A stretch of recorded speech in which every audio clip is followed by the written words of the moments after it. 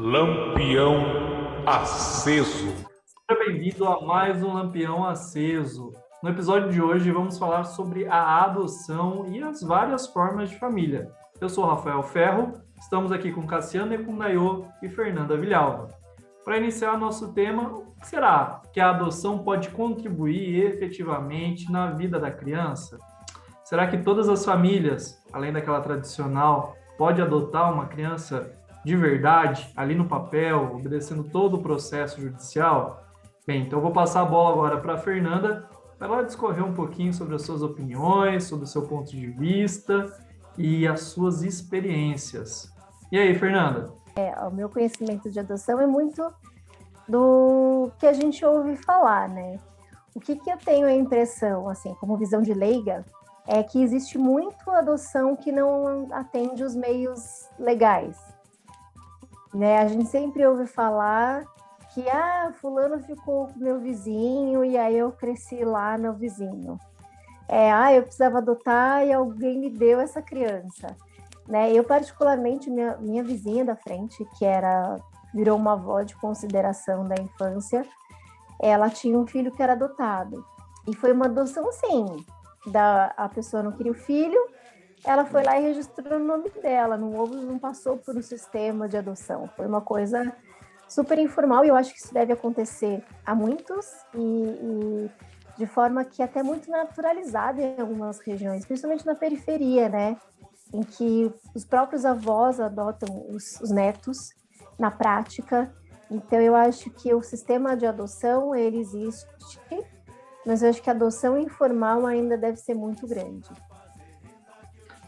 Cassiano, do seu ponto de vista, a questão do laço afetivo pode contribuir para o desenvolvimento da criança? Como que você vê? Você é professor, né? Você já teve alguma experiência, assim, que chegou até o seu conhecimento no ambiente escolar de crianças que eram adotadas e que tiveram alguma dificuldade no processo de aprendizado? Sim, eu tive uma experiência com uma aluna há muitos anos atrás, acho que uns 10 anos atrás, que ela era adotada e o que acontece, né? Ela tinha acabado de ser adotada e ela já tinha... ela era pré-adolescente já, né? E tinha sérios problemas, mas não no sentido do fato de ter sido adotada, mas de adaptação mesmo, né? A gente tem que levar em consideração, né, quando uma criança ou um adolescente é adotado ou adotada, esse processo de adaptação ao ambiente, né, que ela foi inserida ou inserido, é muito importante. E eu sinto que, às vezes, nós temos pouco conhecimento sobre isso, né, sobre a questão da adoção no Brasil. Eu acho que quem trabalha com educação, principalmente, né, tinha que ter, sei lá, uma disciplina na faculdade, né, onde a gente iria lidar diretamente com esse assunto, né? A gente não tem muito... não é muito difundido, não é um assunto muito difundido na academia, não. Eu acho que deveria ser. É importante você tocar nesse ponto, né? Porque, assim, o preparo, ele vai para além dos pontos teóricos, né? Eu acho que o professor, o profissional do direito, da psicologia, enfim, de todas as áreas que são afetas a esse processo de acolhimento da criança, tem que ter uma sensibilidade, sabe, muito maior do que só aquela teoria crua e fria dos livros, né? Perceber qual que é a real necessidade, além da questão física de criação, de ter casa, comida, um teto, conseguir perceber como que a criança pede um afeto, né? Como que a criança ela está inserida dentro da comunidade, dentro da sociedade, para então colocar ela em um ambiente familiar substitutivo, né? Assim, é claro que a gente está aqui em umas divagações e de modo bem empírico, bem do nosso jeito, de conforme que a gente acha, né? Mas a gente vai trazer um profissional da área, da conversa de comadre, para tratar dos pontos técnicos e entender melhor como que esse sistema judicial de adoção funciona. E eu acho que ainda, Rafa, complementando o que o Cassiano estava falando, eu sinto que esse tema ainda sobre adoção ainda é muito tabu, né? Como eu falei, eu não tenho experiência como mãe adotante, mas eu já quis ter, né? Quando eu era jovem, eu sempre falava, olha, eu acho que tem muita criança no mundo, tem muita criança abandonada, e eu nunca achei, me romantizei pela maternidade, pela gestação. Então eu falava, olha, se eu quiser ter um filho, eu quero adotar. Eu não quero adotar tão bebê, porque eu acho que os bebês devem ser muito mais procurados, né? A gente sabe, obviamente, que são mais procurados, mas talvez não uma criança tão grande que vai exigir de mim uma dedicação tão maior. Então, eu acho que ali é o meio termo. E eu sempre emitia essa opinião para as pessoas, e as pessoas sempre falavam, você é doida? Se você pode ter filho, por que você vai arrumar esse problema para sua vida? Porque a criança, ela chega cheia de traumas, ela chega cheia de problemas, você não vai dar conta. É um sofrimento a mais. E eu sempre ficava muito chocada com a opinião das pessoas, porque eu achava que as pessoas falavam, poxa, que legal, que bacana que você quer adotar uma criança. E nunca foi essa reação. Claro que eu não me deixei influenciar por isso, na verdade, eu preferi não ter nenhum filho mesmo. E aí acabou que eu tive um filho biológico, e aí, beleza, estamos aí. Mas não foi pelo julgamento das pessoas, mas me surpreendia a quantidade de pessoas que se achavam que não, que isso era um absurdo, que eu ia trazer um problema para minha casa. E eu achava, poxa, não sei se é muito correto esse julgamento das pessoas. Ainda que você conseguiu, né, lidar com essa fala, né? E tem gente que fala, é verdade, acho que o fulano tem razão, melhor eu não adotar mesmo, né? Você conseguiu, né, ter uma outra visão sobre essa fala, mas infelizmente, raramente isso acontece. E aí eu fico pensando, por que será que uma criança ou uma adolescente que seria adotada daria mais trabalho do que um filho biológico, né? Eu acho que filho e filha é só filho e filha, não tem essa. É igual o professor falar que existe aluno X e Y. Não, aluno é aluno, né? Não tem essa. Eu acho que depende de como você vai trabalhar, como você vai utilizar o que você sabe, né, para educar essa criança. Eu acho que é isso. É como que exerce, né, a maternidade e a paternidade. O Percy tocou num assunto muito importante, que é a questão da romantização da maternidade, né? E às vezes eu fico perguntando, tem casos que eu já vi, né, na minha profissão, de crianças que são colocadas em famílias, depois as famílias se arrependem. Então, essa questão da romantização, de criar uma família com pai, com mãe, o casalzinho de filhinho, e um domingo ensolarado fazendo footing no parque, é muito novela das 9, é muita criação. Manuel Carlos. Muito Manuel Carlos, tipo Vida de Helena. E quando na realidade a criação de um filho depende de muitos outros fatores, né? Ter um emprego, conseguir manter a escola, comprar roupa, proporcionar diversão, e nem sempre isso é 100% divertido, né? Eu ia dizer prazeroso, mas acho que não seria a palavra ideal. Prazeroso, porque eu acho que o exercício, né, de ser mãe, de ser pai, acho que no final das contas é algo bacana, é algo bom. É bem romantizado, né? Eu percebo que eu tenho algumas amigas que falam, meu sonho é ser mãe. Mas eu não sei se é a forma correta, eu não sei se ter filho e ser mãe são coisas que parecem ser bem diferentes, né? Porque, é bonito a gestação, aí você é paparicada, e aí você tem... e aí mostra aquelas cenas lindas de mãe amamentando. E aí você fala, a realidade é tão mais dura, é tão mais difícil. Então, quando você está preparado a colocar um ser humano no mundo, você está preparado a criar um ser humano com todas as questões que ele vai ter, porque ele não é um bebê, mas depois ele se torna uma criança, e tem diversas questões, né?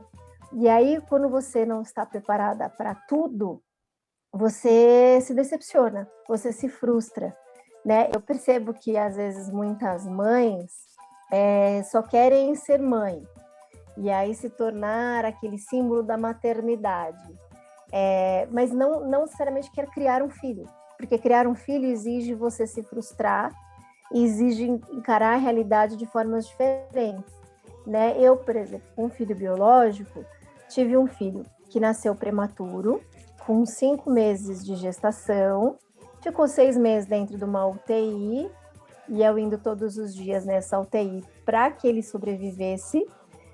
Eu tenho complicações por causa desse período até hoje, né? Meu filho faz terapias, faz N questões de fonoaudiólogo, faz todo um tratamento para que esse período de neonatal, que foi muito complexo, que teve uma hemorragia cerebral. Então, assim, eu tenho hoje, enfrento questões com meu filho, que são questões sérias, que exigem um esforço de que muitas mães que têm um filho sem nenhum tipo de dificuldade, talvez não teriam que passar. E aí, é engraçado, aí cai naquele começo, né, que eu falei, nossa, mas se eu tiver um filho adotado, ele pode ser problemático. Meu filho não é adotado, ele é biológico, e hoje eu tenho que trabalhar com terapias, com N terapias, com vários cuidados, porque eu tive problemas numa gestação. Então, quando você não está preparado para ser mãe, você leva tudo isso como frustração, né? Porque quando meu filho nasceu, eu não pude segurar ele no colo. Eu não conseguia amamentar, eu consegui amamentar meu filho 6 meses depois. As primeiras palavras do meu filho aconteceram anos depois que deveriam acontecer. Então, tudo isso, se você não está preparado para ser mãe biológica ou adotada, você leva tudo como frustração, porque você não teve aqueles momentos românticos, aquela questão, o exemplo que você deu da família de margarina, né? Se você está esperando isso, você vai se frustrar, em todos os casos, né? A régua do amor é importante nesse sentido, que ela tem uma variação muito grande de caso para caso, né? Aquele filho que foi gerido dentro da barriga, que gerou uma expectativa, foi planejado, ou às vezes não, pode também dar tanto problema, entre aspas, quanto aquele filho adotivo. E isso é muito importante, né? Porque, assim, às vezes pensa que só a questão do planejamento familiar vai suprir as expectativas, a gente ignorar que a vida é uma roda gigante, cheia de surpresas, cheia de mudanças diárias, cheia de fatos que acontecem no dia a dia, que acabam mudando a rota, né, de tudo aquilo que foi planejado, né, de toda aquela figurinha de família de margarina, como você disse aí.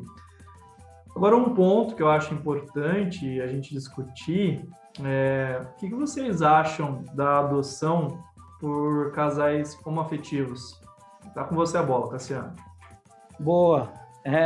Que bom que você passou para mim. É o seguinte, antes eu quero dar uma pincelada nisso que vocês estão falando sobre a possibilidade de você ter um problema com um filho adotivo, né? E eu fico pensando, tentando buscar de onde veio essa máxima, né?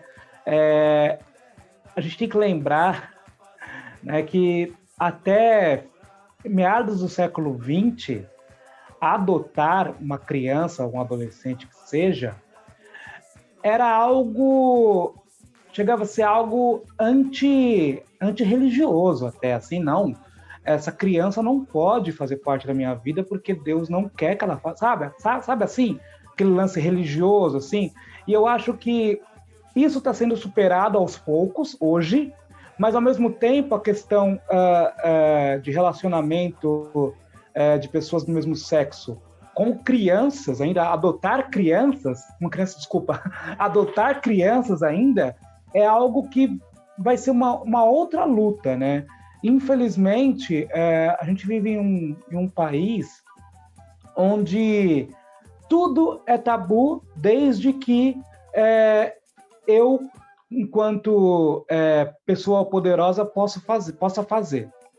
Por exemplo, Rafa, quando você pergunta para mim de casais do mesmo sexo que queiram adotar uma criança, de que casal você está falando? Um casal de classe média ou classe média alta, ou um casal pobre?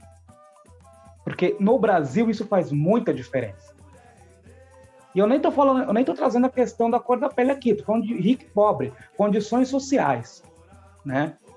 Por mais que você queira, tenha vontade, isso vai pesar bastante. Eu acho que existe uma certa hipocrisia no Brasil.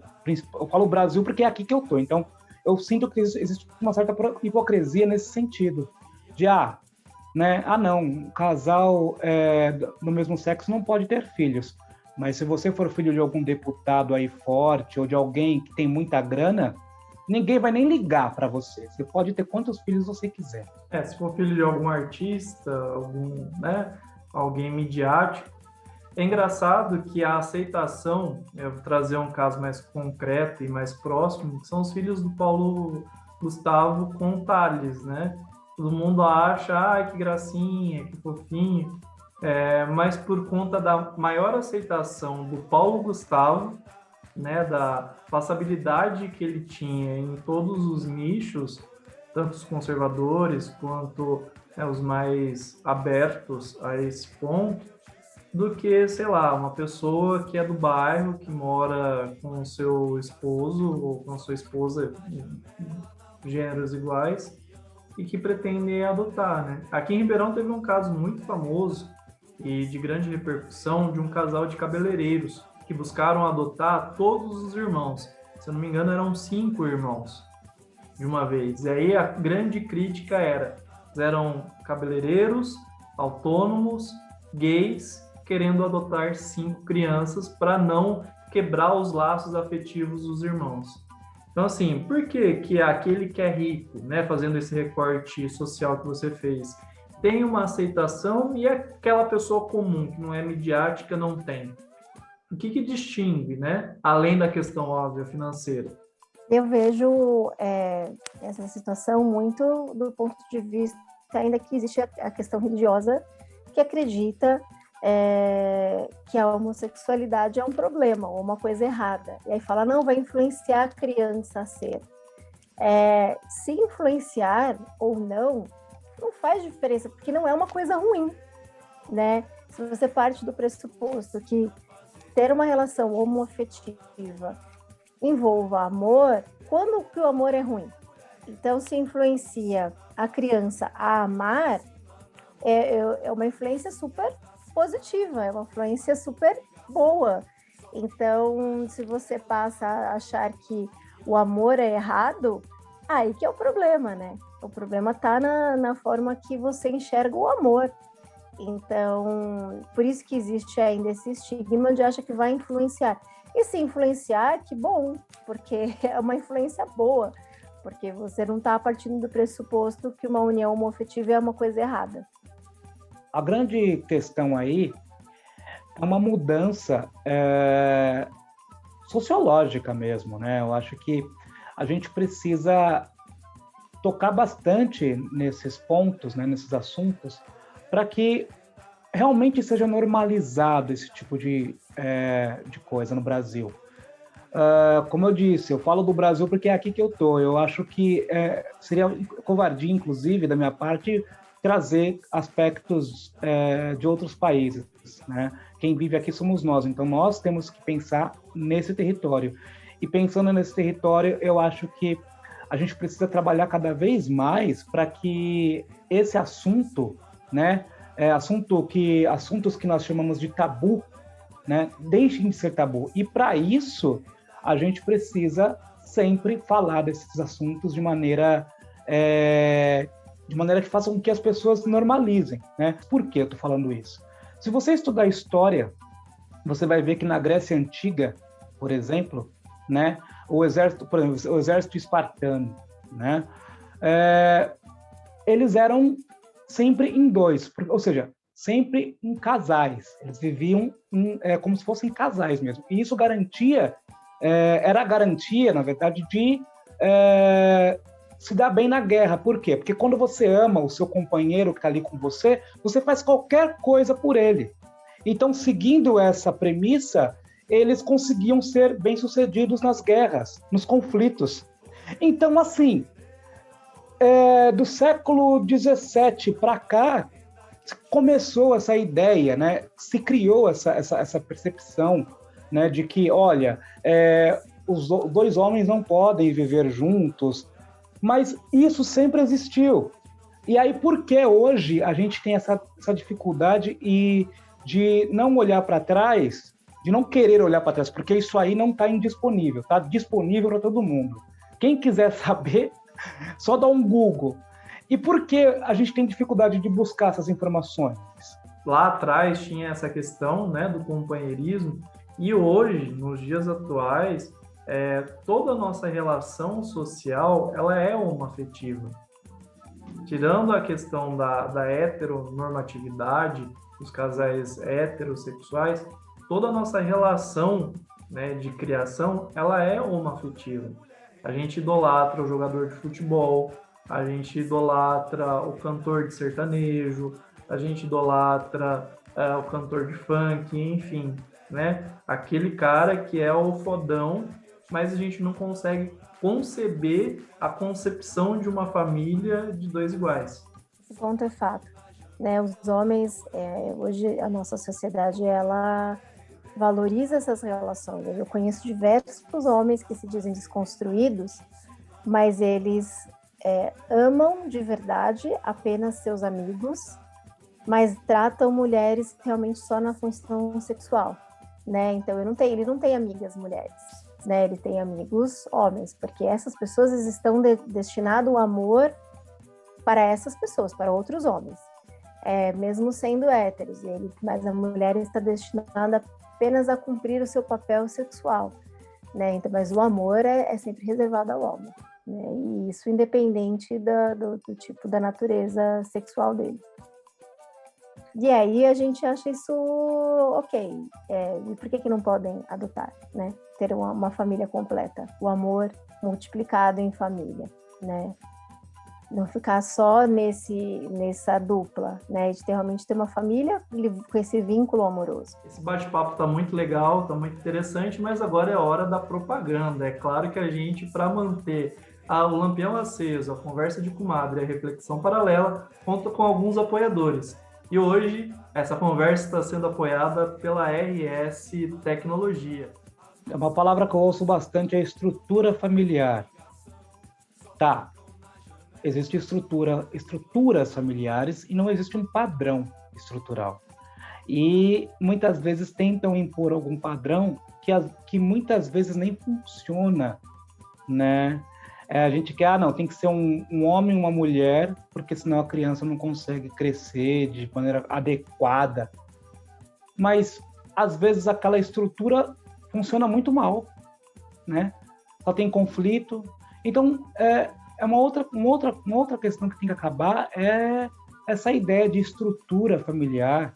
Não existe uma estrutura correta, né? Existem filhos que moram, crianças que moram com a avó, crianças que moram com os tios, crianças que moram com vizinho. E isso é uma família, uma estrutura familiar. Então, eu acho que é uma outra coisa que precisa ser quebrada. Eu acho que aí está a solução. Quebrar esse estereótipo de estrutura familiar. Eu penso diferente de você, Cassiano. Na verdade, talvez o problema não seja a estrutura familiar, mas é a cobrança que a mulher ela tem que existir esse papel de mãe. Muitas vezes o cuidado é função da mulher, então, portanto, dois homens não podem ser mães, porque a mãe é um arquétipo, né? Então, esse arquétipo de mãe, esse amor maternal que cabe à mulher ao cuidado, e quando eu falo cuidado não é só das crianças, muitas vezes cabe à mulher a função do cuidado do próprio companheiro, e a mulher é muito colocada nesse papel de cuidar e de ser mãe, da mãe eu falo no arquétipo materno, né? De dar afeto, compreensão e estar ligada ao cuidado do lar, cuidado da casa. Se você não tem essa figura materna, é um problema para a criança. Então, é uma cobrança que é em cima das mulheres para existir um comportamento. E isso é você desenhar um papel de gênero que é cruel com as mulheres, que colocam ela nesse lugar. E uma coisa que a gente usa aqui muito em casa, né, e meu companheiro, a gente não tem esse papel do cuidado estar ligado a mim, né? Muitas vezes o meu filho tem a relação de cuidado ligado ao pai, né? Muitas vezes ele, eu vou comer, ele chama o pai, porque é o pai que costuma dar a maioria das refeições. Eu preciso desfraldou, quem desfraldou foi meu marido, e às vezes ele prefere ele que vai acompanhar no banheiro. Então, quando você desvincula o papel de gênero, a função do cuidado, eu já crio pelo menos um homem que não vai olhar a mulher como somente nessa função, que é a função também do homem cuidar. E a sociedade, e aí quando eu digo que o machismo atrapalha até o homem também, porque quando o homem quer assumir o papel de pai, ele não tem esse direito, porque parece que ele não é capaz. Bem, um grande estigma que recai sobre as crianças adotadas vem, em parte, da história da própria formação do Brasil. Na transição do Brasil Império para o Brasil República, existia nos conventos e nas santas casas de saúde um instrumento chamado a Roda dos Desafortunados. Então, a mãe que não queria mais a criança, ou aquela criança que era fruto de uma concepção indesejada, ou pelo senhor da casa grande, ou por alguém de destaque ou de autoridade local, era colocada nessa roda sem que ninguém visse e dada para que o convento tomasse conta dessa criança, até que atingisse a idade adulta e seguisse com a sua vida ou se devotasse à questão religiosa. Então, esse estigma hoje, né, acredito eu que cada vez mais está sendo desconstruído, mas ainda existe, de que o filho adotivo é menos filho do que o filho natural. Por conta também de uma criação social histórica. Se a gente ainda no século XXI é capaz de manter, né, certos comportamentos antigos, né, comportamentos estes que prejudicam pra caramba o bom andamento da sociedade, né, o desenvolvimento da sociedade, é algo para a gente refletir e se preocupar bastante, porque você está falando do início do século XIX, final do século XVIII. Cara, faz tempo, né? Já era para essa roda, fazendo um trocadilho com o que você falou, já era para essa roda ter ido embora faz tempo, né? E às vezes eu sinto que a gente faz questão de não mexer muito, né? No andamento da sociedade. Aí eu me pergunto, por que será que a gente tem esse comportamento? Tem um ponto dentro da educação que a gente chama de pleno e integral desenvolvimento. Pleno desenvolvimento são as fases acadêmicas que uma criança passa, e integral desenvolvimento é a questão subjetiva, né? A questão de alimentação, de bens cuidados, da liberdade de expressão, do desenvolvimento psicológico, do desenvolvimento social. Então, se a família, na sua múltipla forma, garante o pleno, que é a questão acadêmica, e o integral, que é a questão subjetiva da criança, por que rechaçar? Por que debater tanto, de forma tão dura e inflexível, a formação de famílias diferentes? E eu não digo não só no ponto de vista LGBTQIA+, eu digo no ponto de vista das múltiplas formas, né? A família unilateral, formações de família que é por avó, por tio, por irmão, enfim, naturalizar o afeto como ele deve ser. Quando você cria esse padrão de família, né, é o tal do conceito capitalista, né, quando você se organiza em núcleos, e aí a gente parte desse pressuposto para a divisão de bens, tudo que leva à formação do capital. Então, até isso a gente tem a influência, né? E aí a gente tem uma outra questão que a gente levanta até antes de falar da adoção, né? Por que existem tantas crianças em situação de vulnerabilidade que precisam de famílias, né? A gente talvez tenha que pensar também em políticas públicas que também deem o poder de a mulher escolher ter um filho ou não.